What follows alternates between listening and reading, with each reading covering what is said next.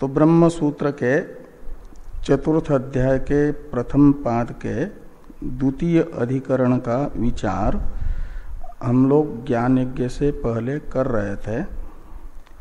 द्वितीय अधिकरण है आत्मेति उपगच्छन्ति इत्यादि, और इसमें बहुत सी चर्चा भाष्य में हम लोग कर चुके हैं। ये बताया गया प्रथम अधिकरण में कि वेदांत का श्रवण मनन निधिध्यासन आदि की आवृत्ति करनी चाहिए।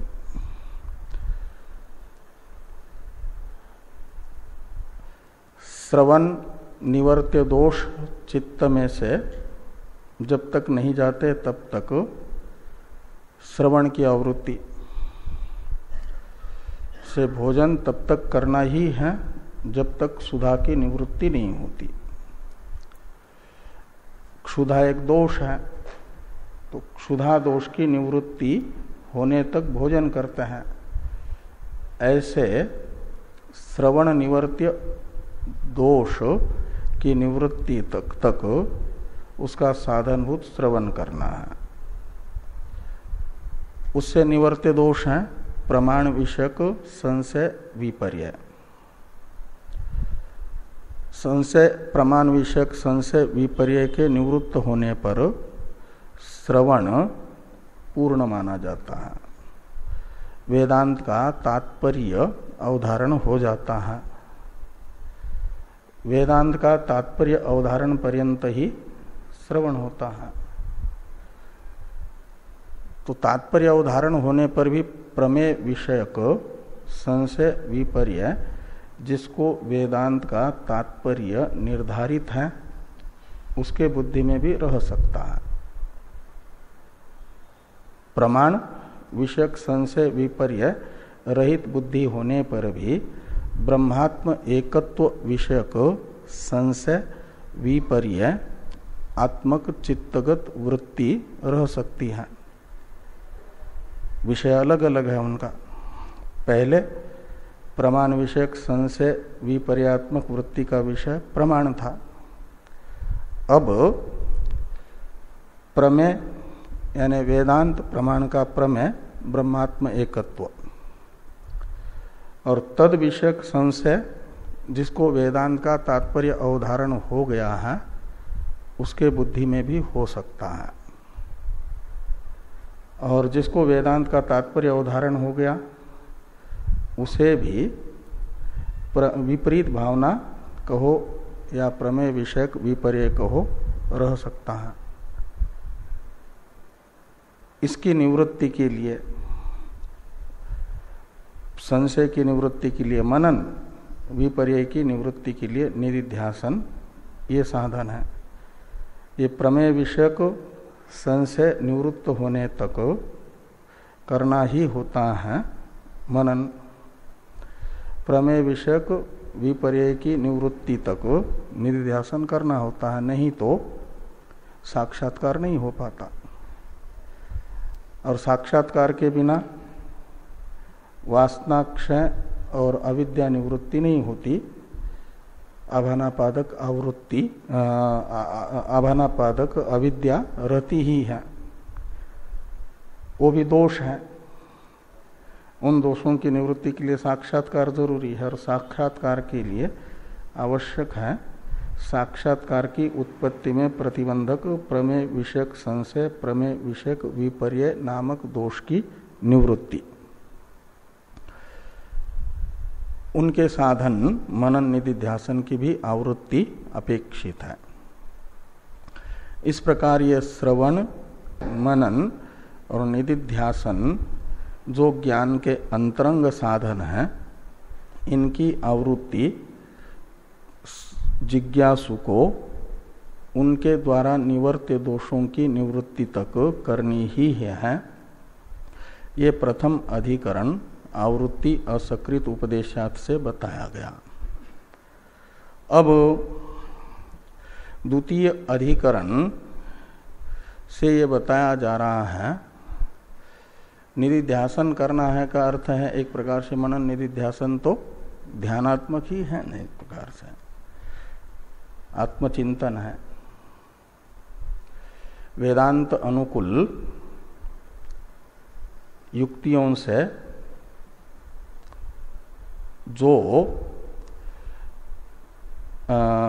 आत्मचिंतन है, ब्रह्मात्म एकत्व साधक युक्तियों से भेद बाधक युक्तियों से चिंतन, इसे कहा जाता है मनन।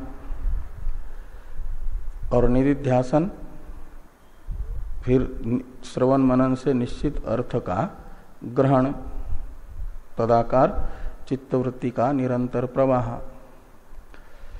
अब वो कैसे करना है, वेदांत प्रतिपाद्य आत्मा का ब्रह्म का ग्रहण कैसे करना है। तो कहते हैं ये संशय होने पर ज्ञाता क्या अपने से भिन्न समझ करके ब्रह्म का ग्रहण करेगा या उसे अपने से अभिन्न समझ करके ग्रहण करेगा। भेदवादी तो कहेंगे उनको भेद इष्ट न होने से भेदेन चिंतन अभिष्ट है। ये पूर्व पक्ष रहेगा इस अधिकरण का, द्वितीय अधिकरण का। पूर्व पक्षी ने अपनी बात को स्थापित करने के लिए अनेकों युक्तियां बताई, जिसका विचार पहले हम लोग भाष्य में और टीका में कर चुके हैं। और सिद्धांत व्यास जी ने सूत्र से बताया कि आत्मा इति उपगच्छन्ति, आत्मा यानी अहम अर्थ मैं, इसी रूप से हमारे वैदिक शिष्ट लोग वेदांत प्रतिपाद्य तत्व का ग्रहण करते हैं। उपगच्छन्ति यानी गृह्णन्ति, और इति शब्द का अर्थ है एवं, आत्मा इत्येवं वेदांत तत्वम उपगच्छन्ति यानी गृह्णन्ति। शिष्टों ने मैं इस रूप से ही वेदांत वेद्य वस्तु का ग्रहण किया है। त्वं वै अहम अस्मि भगवो देवते इत्यादि जाबाल श्रुति से ये बताया गया कि ब्रह्म का ग्रहण करने वाले जिज्ञासु ये कहते हैं कि आप मैं हूं और मैं आप हैं। तो यह एक दोनों का अभेद ग्रहण कर रहा है।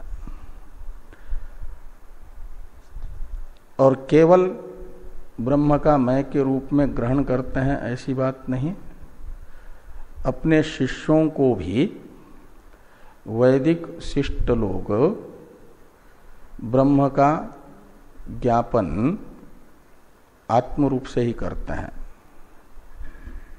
ये सत आत्मा सर्वांतर, ये सत आत्मा अंतर्यामी अमृत, एतदात्म्यम इदम सर्वम तत्सत्यम स आत्मा तत्त्वमसि श्वेतकेतो इत्यादि वाक्य से अपने पास आए हुए जिज्ञासुओं को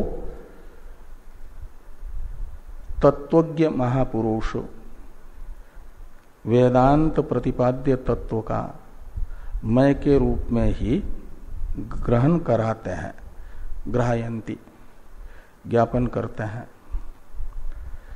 ये आत्मेति उपगच्छन्ति ग्राहयन्ति च, इससे बताया गया। और सूत्र में तू शब्द है पूर्व पक्ष का व्यावर्तक। तो इस प्रकार ये भाष्य में इस सूत्र की व्याख्या भी हम लोग देख चुके हैं।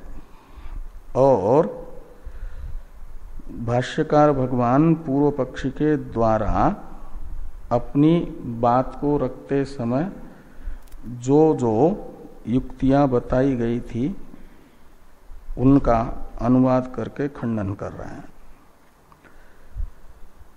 उनमें से कुछ युक्तियों का पूर्व पक्षी के खंडन भाष्य में जो हुआ उसे हम लोग देख चुके हैं। यहाँ तक हो गया है। हमारे पास जो पुस्तक है 833 नंबर पृष्ठ पर यत्तु उक्तम न विरुद्ध गुणयोः अन्योन्यात्म संभव इति, यहाँ तक की चर्चा हम लोग कर चुके हैं।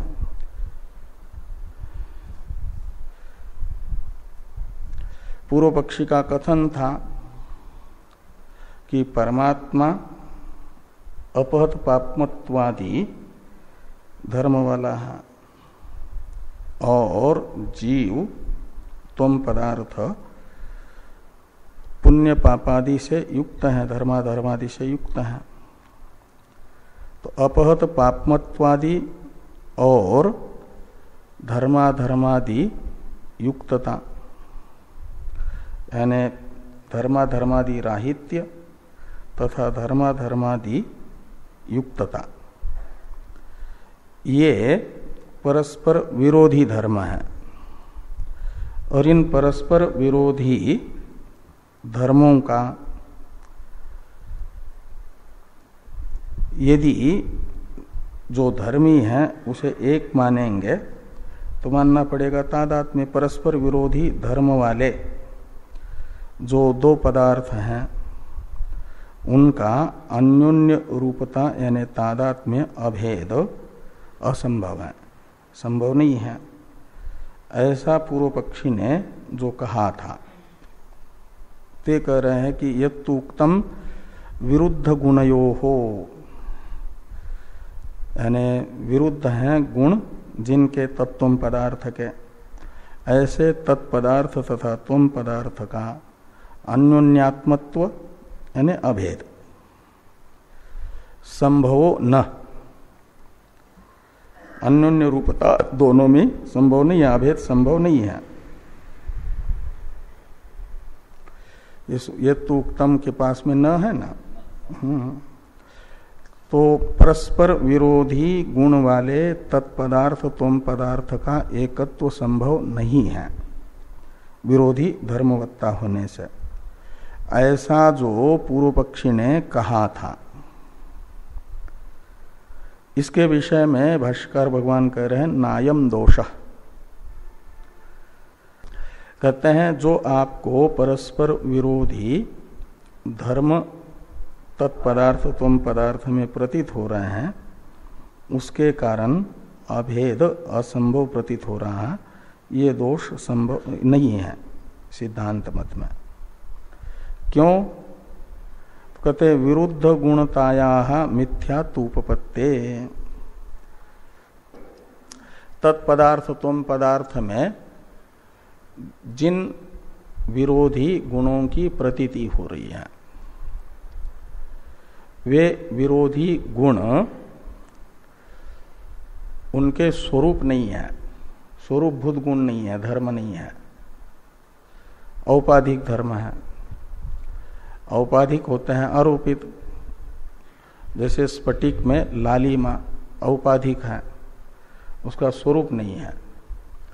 तो स्फटिक में लालिमा जैसे औपाधिक है, मिथ्या है, ऐसे ही परस्पर विरोधी गुणवत्ता तत्पदार्थ त्वम पदार्थ में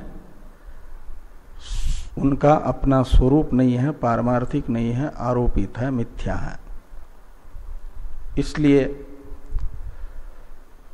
उन मिथ्या गुणों का त्याग करके विवेकी पुरुष जपा कुसुम सन्निहित स्फटिक को आंख से लाल दिखने पर भी विवेक बुद्धि से सफेद ही स्वीकार करता है, क्योंकि उसमें लालिमा आरोपित देखता है और तत्व दृष्टिया वह स्वरूपतः शुक्ल है। ऐसा ग्रहण कर पाना। ऐसे तत्वमसि इत्यादि वाक्य जीव और परमेश्वर में जो परस्पर विरोधी धर्म देख रहे हैं वो स्फटिक में लालिमा के तरह आरोपित हैं, और दोनों का जो स्फटिक का जैसा स्वस्वरूप है शुभ्र मात्र, ऐसे चेतन मात्र है, प्रज्ञान घन ये भी है, प्रज्ञान घन वो भी है।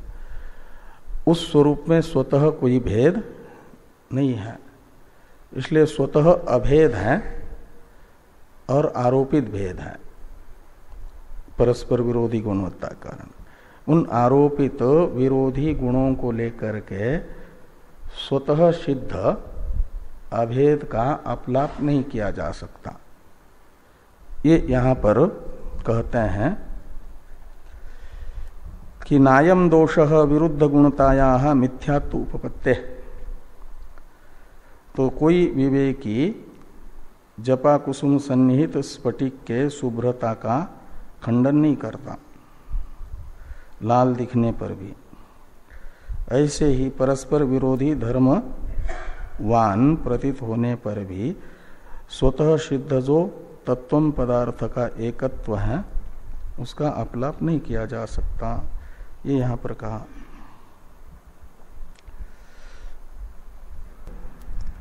आगे हैं यत् पुनरुक्तम ईश्वराभाव प्रसंग इति।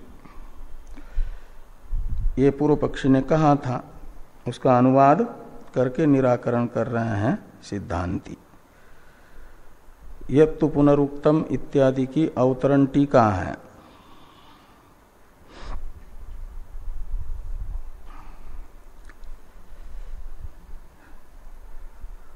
ईश्वरस्य जीवत्वं न प्रतिपाद्यम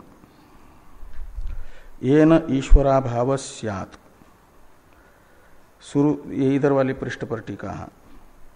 ईश्वरस्य जीवत्वं न प्रतिपाद्यम येन ईश्वराभाव स्यात् किंतु जीवस्य ईश्वरत्वम। कहते हैं वेदांत वाक्य तत्वमशादि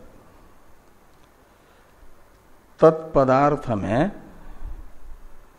त्वम पदार्थ रूपता नहीं बता रहे हैं,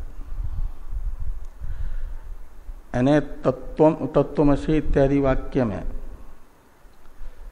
उद्देश्य किसको माना जाए, विधेय किसको माना जाए। तो यदि ये कहते हैं कि तत्पदार्थ ईश्वर उद्देश्य है और त्वम पदार्थ विधेय है, तो अर्थ निकलेगा तो उद्देश्य में विधेय रूपता को ये वाक्य बता रहा है, यानी ईश्वर की जीव रूपता अज्ञात है उसका ज्ञापन कर रहा है।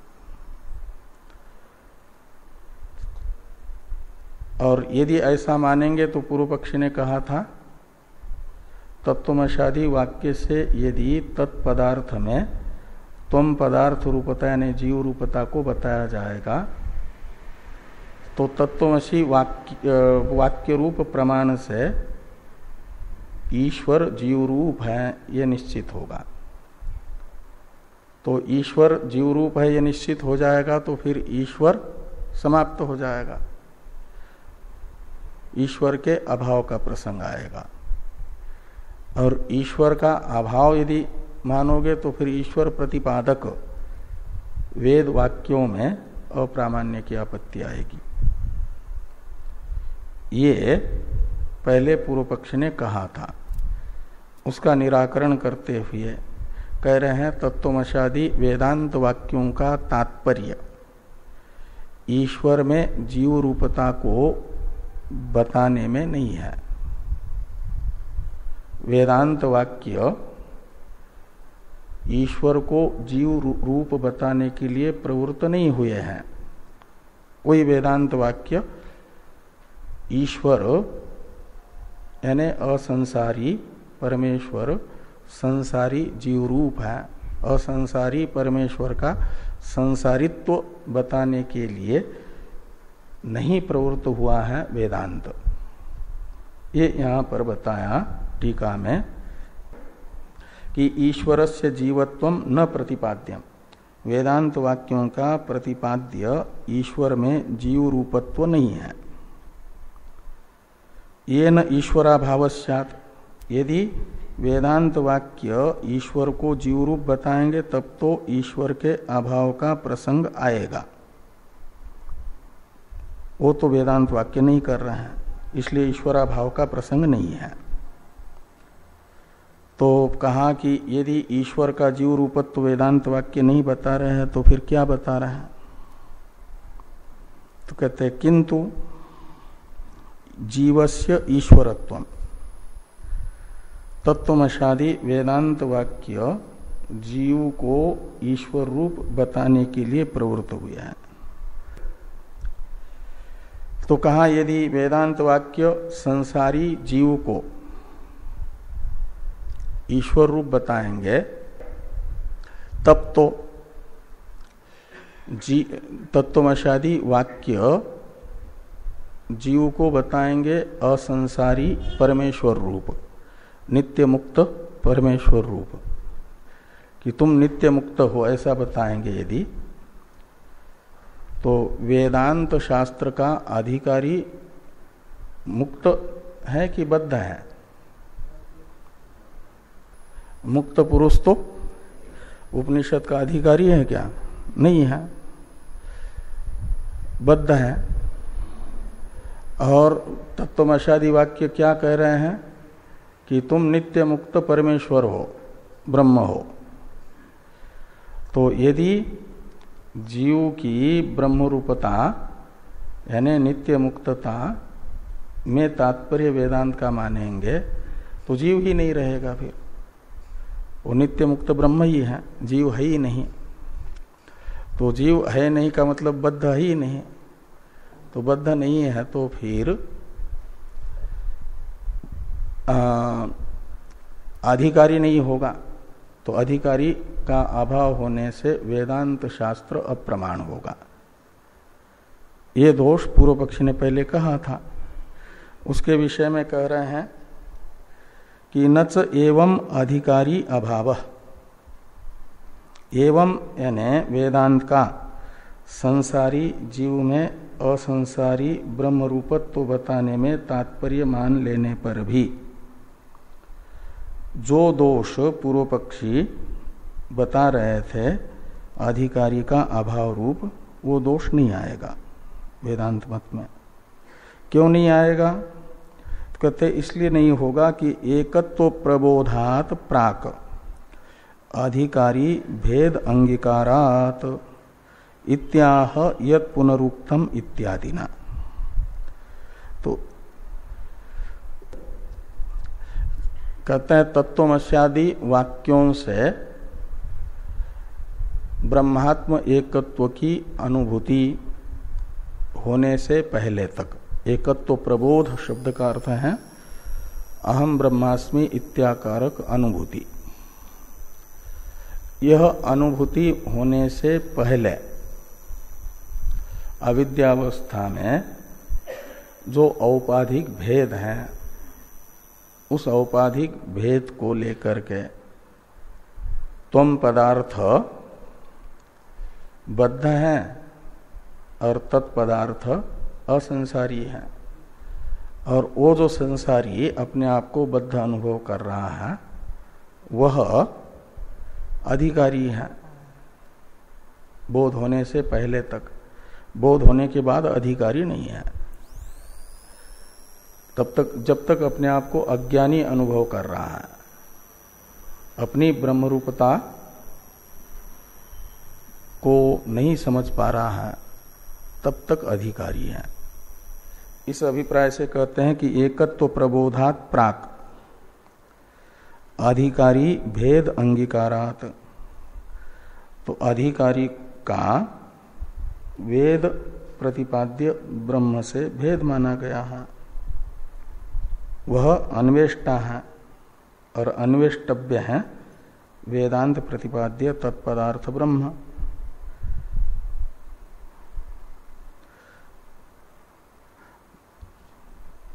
इसे कह रहे हैं सिद्धांती, पूर्व पक्षी के द्वारा बताए गए दोष का अनुवाद करके निराकरण कर रहे हैं कि यत् पुनरुक्तम ईश्वराभाव प्रसंग इति तत् असत, तो ईश्वराभाव का प्रसंग भी आगे और भी यत् पुनरुक्तम है क्या?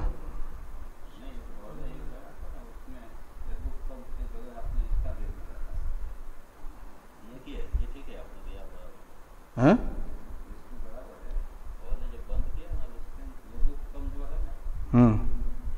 हाँ, इसका है ये। हाँ नहीं तो ये इसी का है। हाँ तो यत् पुनरुक्तम ईश्वराभाव प्रसंग इति, तो ईश्वर के अभाव का प्रसंग आएगा, ऐसा जो पूर्व पक्षी ने पहले कहा था उस के विषय में सिद्धांती कहते हैं तद असत, ये नहीं कहा जा सकता ईश्वराभाव प्रसंग। क्यों? तो कहते इसलिए कि शास्त्र प्रामाण्यात अनअभ्युपगमाच्च, हमने एक तो ईश्वर प्रत्यक्षादि प्रमाणों का विषय नहीं है, चक्षुरादि जो प्रत्यक्ष प्रमाण है इंद्रिय, उससे ईश्वर दिखता नहीं है, ग्रहण नहीं होता, अतीन्द्रिय है, और अनुमेय भी नहीं है, इसलिए ईश्वर है शास्त्र प्रमाण का विषय। तो शास्त्र ईश्वर का अभाव नहीं बता रहा है, अस्तित्व बता रहा है। इसलिए शब्द प्रमाण को मानने वालों को जो प्रत्यक्षादि अन्य प्रमाणों का अविषय है, अतीन्द्रिय है, उसके विषय में स्वतः प्रमाण वेद है, स्वतः प्रमाणभूत। उसका अस्तित्व यदि वेद बताता है तो वो है, नहीं है नहीं कहा जा सकता। एक ये कहा शास्त्र प्रामाण्यात ईश्वरस्य, ईश्वर का अस्तित्व शास्त्र बता रहा है, इसलिए ईश्वर के अभाव का प्रसंग नहीं आएगा। और दूसरा, हम ईश्वराभाव यानी ईश्वर में जीवत्व बता करके यदि ये करेंगे ईश्वर का निराकरण, ऐसा हमको यदि अभिष्ट होता तब तो ये दोष हमारे ऊपर होता, लेकिन हम ऐसा स्वीकार नहीं करते हैं। ईश्वर में जीव रूपता का प्रतिपादन में तत्वमशादि वाक्य का तात्पर्य नहीं मानते। इस अभिप्राय से कहा कि शास्त्र प्रामाण्यात अनभ्युपगमाच्च नहीं ईश्वरस्य संसार्यात्मत्वं प्रतिपाद्यते, ये सूत्रात्मक जो हेतु है उसी का स्पष्टीकरण सिद्धांती कर रहे हैं, यानी विवरण है ये भाष्य। ईश्वरस्य संसार्यात्मत्वं न प्रतिपाद्यते इति, या न का अन्वय अभ्युपगच्छाम के साथ करिए। ईश्वरस्य संसार्यात्मत्वं प्रतिपाद्यते इति न अभ्युपगच्छाम वयम, ही का अर्थ है अस्मात् कारणात्, जिस कारण से हम उपनिषद वाक्य ईश्वर में संसारी रूपता यानी जीव रूपता बता रहे हैं वेदांत वाक्य, ऐसा स्वीकार नहीं करते हैं। न अभ्युपगच्छाम, ऐसा यदि स्वीकार करेंगे तो ईश्वराभाव का प्रसंग आएगा, वो स्वीकार नहीं करते। वेदांत का तात्पर्य जीव में, ईश्वर में जीव रूपता बताना है, ऐसा नहीं मानते। तो किम तरही, तो कहते संसारिणः संसारित्व अपोहेन ईश्वरात्मत्वं प्रतिपादयिष्यितम् इति। वेदांत वाक्यों को तो अभिष्ट है प्रतिपिपादयिषितम का अर्थ होता है प्रतिपादन करना, अभिष्ट। हम ये प्रतिपादन करना चाहते हैं। क्या प्रतिपादन करना चाहते हैं? कि संसारी जीव की संसारिता का निराकरण करते हुए उसमें ईश्वर रूपता, ब्रह्म रूपता, असंसारी रूपता।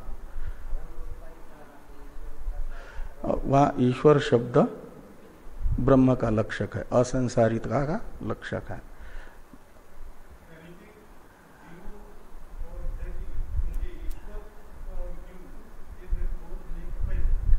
क्या कह रहे हैं? हाँ, ज्ञान के पहले है। हाँ हाँ, ठीक है। तो किंतु किंतरी तो संसारिणः संसारित्व अपोहेन,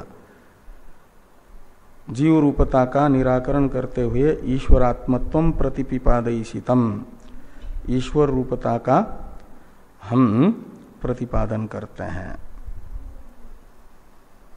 ये प्रतिपादन करना हमें अभिष्ट है।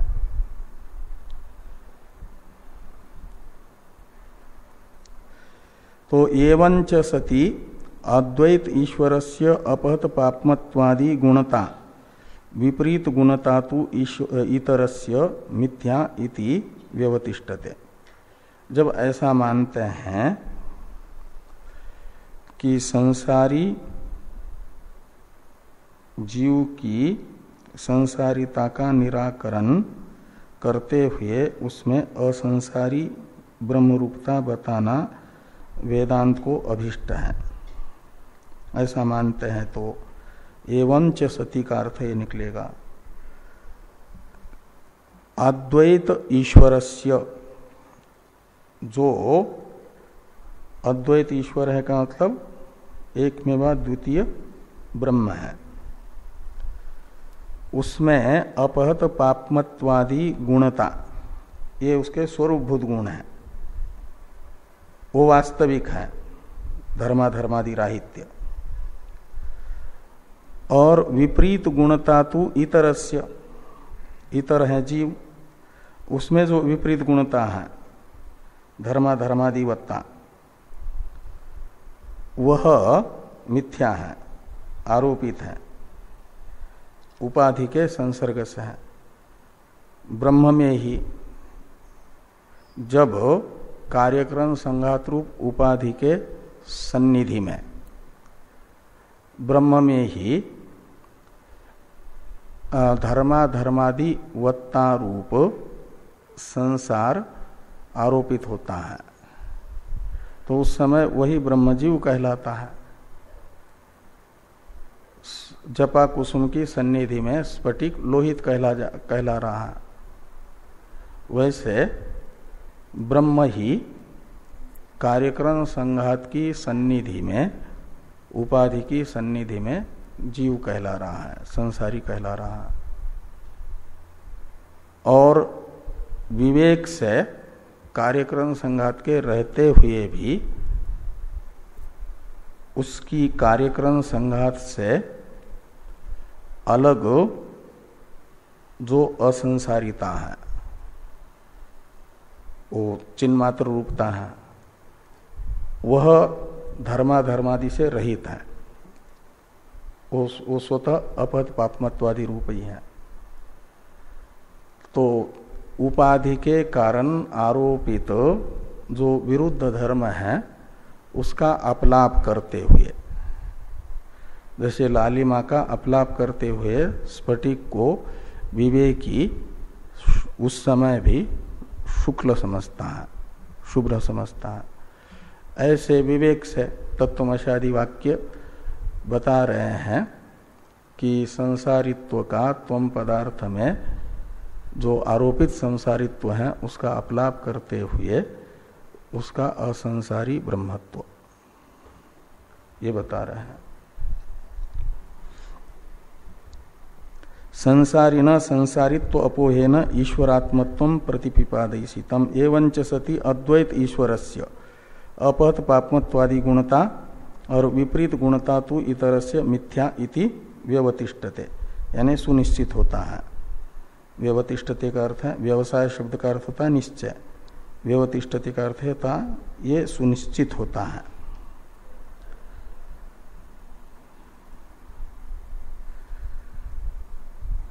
कि जीवों में विपरीत गुणवत्ता ने धर्मादि संसार आरोपित है, मिथ्या है।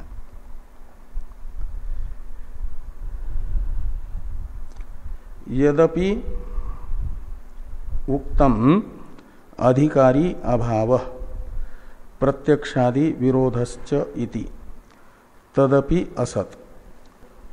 तो कहते हैं पूर्व पक्षी ने जो ये कहा था, यदि त्वम पदार्थ में असंसारी ब्रह्म रूपता को बताओगे तो अधिकारी के अभाव का प्रसंग आएगा।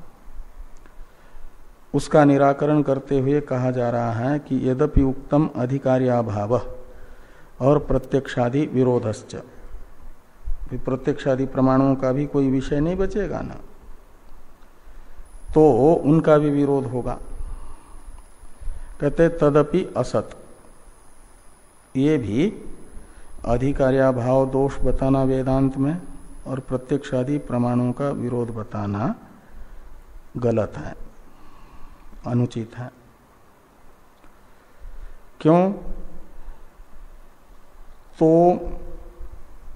ज्ञान के पहले अधिकारी का अभाव बताना चाहते हो और प्रत्यक्षादि का विरोध बताना चाहते हो, या ज्ञान होने के बाद?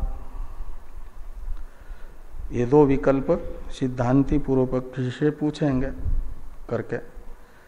तो यदि ज्ञान के पहले बताएंगे हम प्रत्यक्षादि का विरोध और अधिकारी का अभाव नामक दोष वेदांत मत में बताना चाहते हैं, तो कहते ये संभव नहीं है। अविद्यावस्था में तो इसमें भेद ही है, इसलिए अधिकारी है, और प्रत्यक्षादि प्रमाण भी प्रमाण है। जब तक अद्वैत बोध नहीं होता तब तक प्रत्यक्षादि प्रमाणों में व्यावहारिक प्रामाण्य है। तो ये कह रहे हैं कि तदपि असत प्राक प्रबोधात संसारित्व अभ्युपगमात। प्रबोध है तत्वमशादि वाक्य से उत्पन्न हुआ ब्रह्म साक्षात्कार, अहम ब्रह्मास्मि साक्षात्कार। इससे पहले त्वम पदार्थ में संसारित्व स्वीकार किया गया है, उसका वेदांती अपलाप नहीं करते व्यावहारिक संसारित्व का त्वम पदार्थ में। और तद विषयत्वाच्य प्रत्यक्षादि व्यवहारस्य, तो प्रत्यक्षादि प्रमाण प्रमेय प्रमातादि जो व्यवहार है वह अध्यास भाष्य में भाष्यकार भगवान कह चुके हैं, अविद्यावद पुरुष विषयक ही सभी प्रमाण प्रमेय व्यवहार है करके। अविद्यावद पुरुष है भ्रांत पुरुष, जो अपने आप को भ्रांति से असंसारी ब्रह्म रूप होता हुआ भी संसारी जीव समझ रहा है, प्रमाता रूप समझ रहा है, तब उसके लिए अहम ब्रह्मास्मि बोध के पहले प्रत्यक्षादि प्रमाण प्रमेय व्यवहार वैसा ही है, और वह धर्माधर्मादि से युक्त है, संसारी है। ये अविद्या अवस्था में सिद्ध जो संसारित्व और प्रत्यक्षादि प्रमाण, उसका विरोध नहीं हो रहा है। और ज्ञान होने के बाद तो फिर प्रत्यक्षादि प्रमाणों को अप्रमाण मानना इष्ट ही है। जैसे जब तक रस्सी में सर्प की भ्रांति है तब तक वह भ्रांति, भ्रांत पुरुष भ्रांति नहीं मानता है, प्रमा समझता है। और वो रस्सी को सर्प रूप से दिखाने वाला प्रमाण उसे वास्तविक प्रमाण लगता है और उससे उत्पन्न हुई प्रमा ही समझता है। लेकिन स्पष्ट प्रकाश में रस्सी का ज्ञान होने के बाद स्वयं ही वह समझता है कि पहला ज्ञान भ्रांति थी और सर्प भी आरोपित था, वैसा हो जाता है। तो ये कहते हैं तद विषयत्वाच प्रत्यक्षादि व्यवहार से यत्र तु अस्य सर्वम आत्मैव अभूत तत्केन कंपसेत इत्यादिना ही प्रबोधे प्रत्यक्षादि अभावम दर्शयति। यत्र तु अस्य सर्वम आत्मैव अभूत तत्केन कंपसेत, यह श्रुति प्रबोध होने पर यानी तत्वमशादी वाक्यों से अहम ब्रह्मास्मि ऐसी अनुभूति होने पर ये बताती है। यत्र शब्द का अर्थ है विद्यावस्थायाम, अहम ब्रह्मास्मि साक्षात्कार हो गया, उससे अविद्या निवृत्त हो गई, मनोनाश हो गया, वह वृत्ति भी तत्वमसी वाक्य से उत्पन्न हुई चली गई। तो जो स्वयं प्रकाश तत्व उस समय शेष रह गया वो है विद्यावस्था। वहां अब अविद्यक, अविद्या सहित अविद्यक समस्त द्वैत प्रपंच का बाध हो गया, निवृत्ति हो गई, रहा ही नहीं प्रत्यक्षादि प्रमाण, प्रमेय, प्रमाता व्यवहार। तो उसका अभाव बता रही है श्रुति,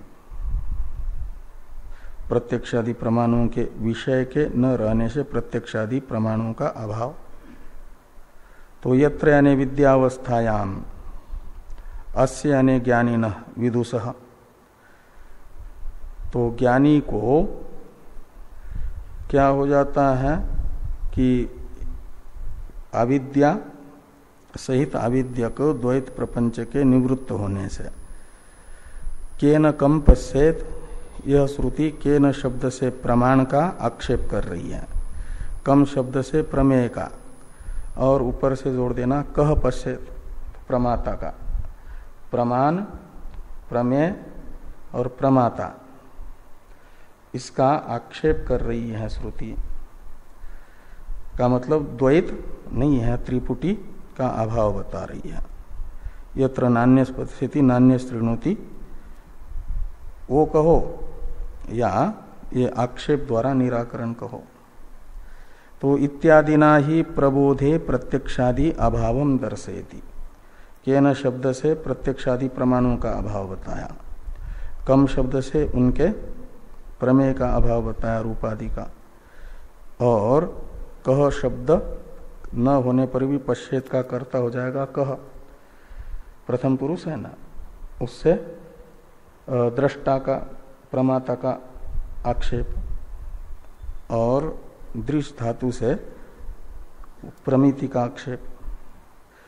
तो इस प्रकार ये प्रमाता प्रमाण प्रमिति व्यवहार का निषेध श्रुति कर रही है प्रबोध अवस्था में। इत्यादिना ही प्रबोधे प्रत्यक्षादि अभावम दर्शयति।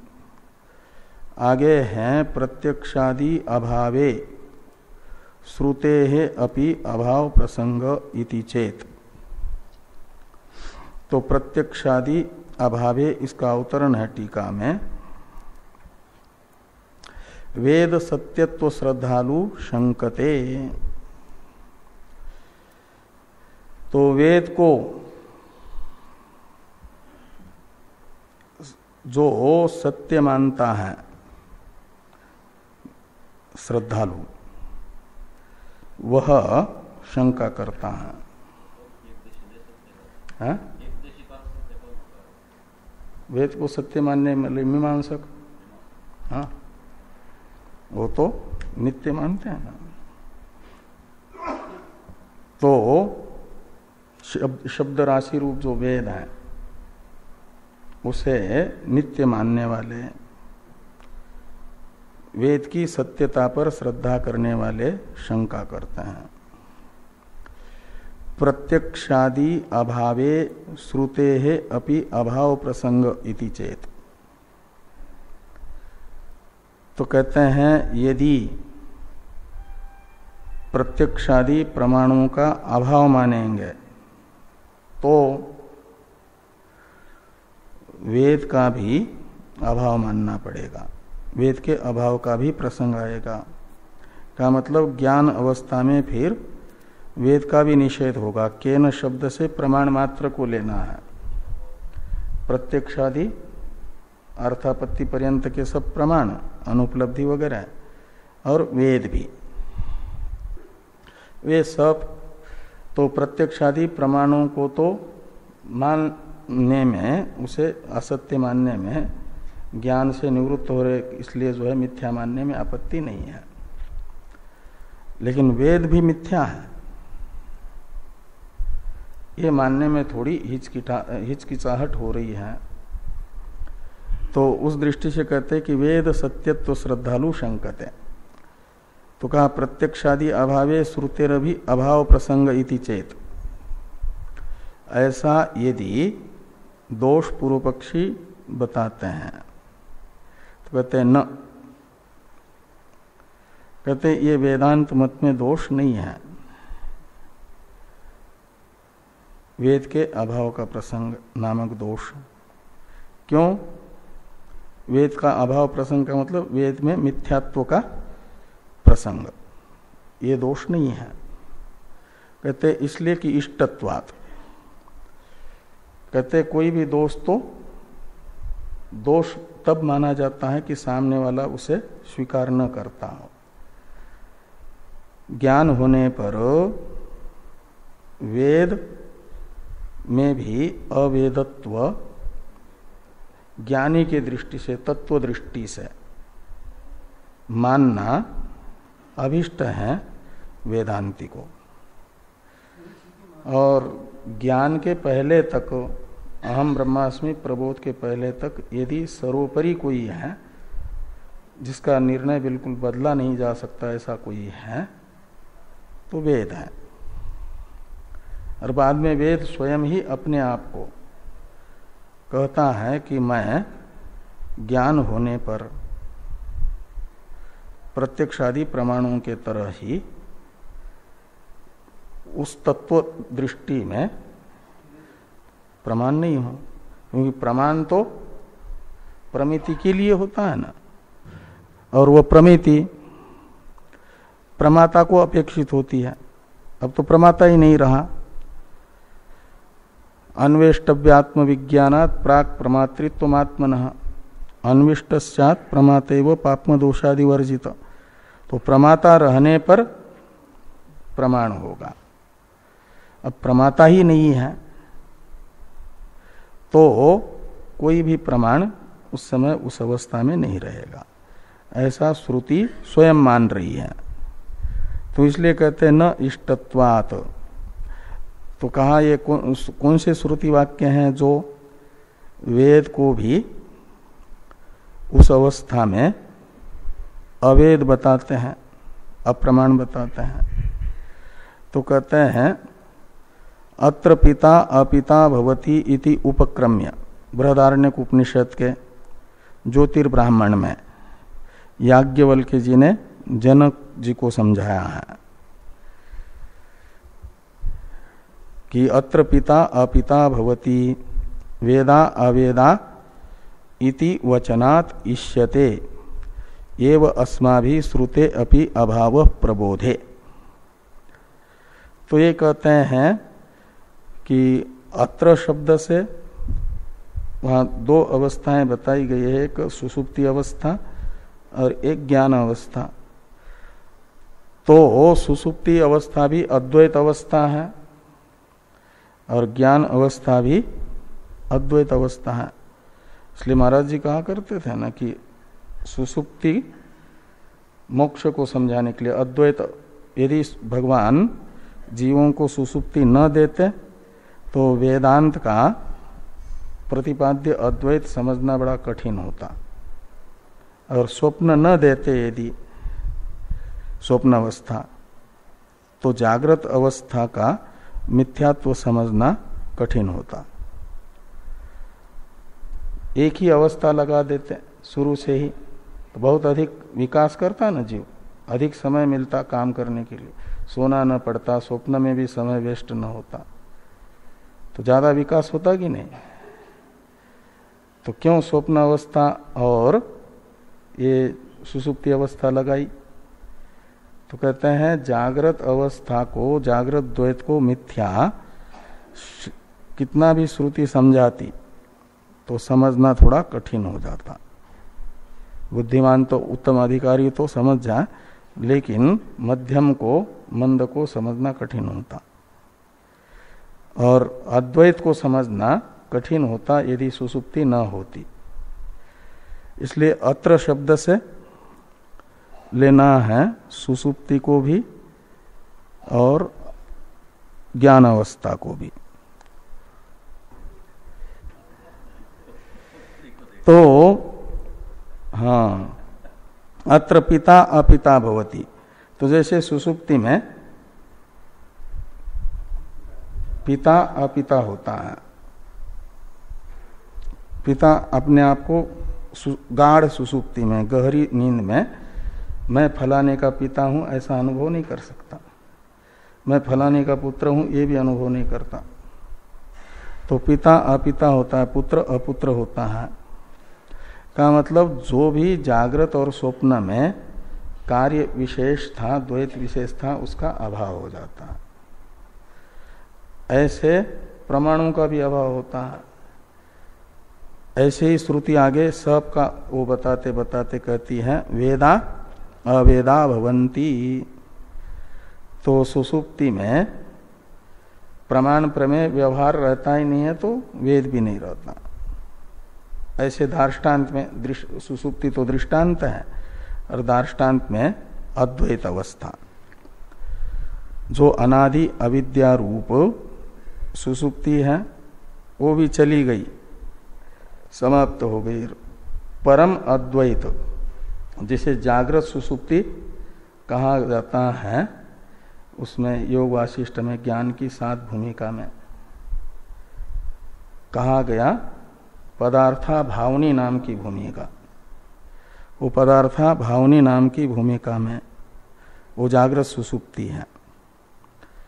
वहां कोई द्वैत प्रतीत नहीं होता, तो वेद भी फिर वहां वेद नहीं है, वो सो नहीं रहा है, व्यावहारिक निद्रा नहीं है उसकी, लेकिन आत्मनिष्ठ है पदार्थ भावनी स्थिति में। तो वहां वो न तो इन सब उपाधि को, तीनों शरीरों को भूल करके अपने वास्तविक चिन्मात्र स्वरूप में है, ब्रह्मनिष्ठ है। उस स्थिति में पदार्था भावनी में वेद भी अवेद है। अत्र शब्द से पदार्थ भावनी को लेंगे तो वेदा अवेदा भवन्ति इति वचनात् इष्यते एव अस्माभिः श्रुते अपि अभावः प्रबोधे सति। प्रबोध अवस्था में, ज्ञान अवस्था में वेद को अवेद मानने में हमको कोई आपत्ति नहीं है, क्योंकि श्रुति स्वयं ही कह रही है।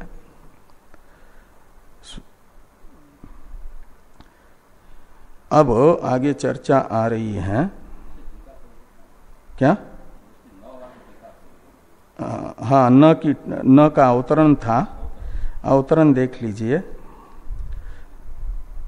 ओ वर्णेषु क्रम स्वरयोः अभावात् उपलब्ध ध्वनिस्थयोः आरोपो वाच्य तथा च आरोपित क्रम स्वर विशिष्ट वर्णात्मक वेदस्य मिथ्यात्वं दुर्वारम वादिनां सत्यत्व आग्रहस्तु अविद्या विजृंभित इति वेद सत्यत्वाभावो न दोष इत्याह न इति।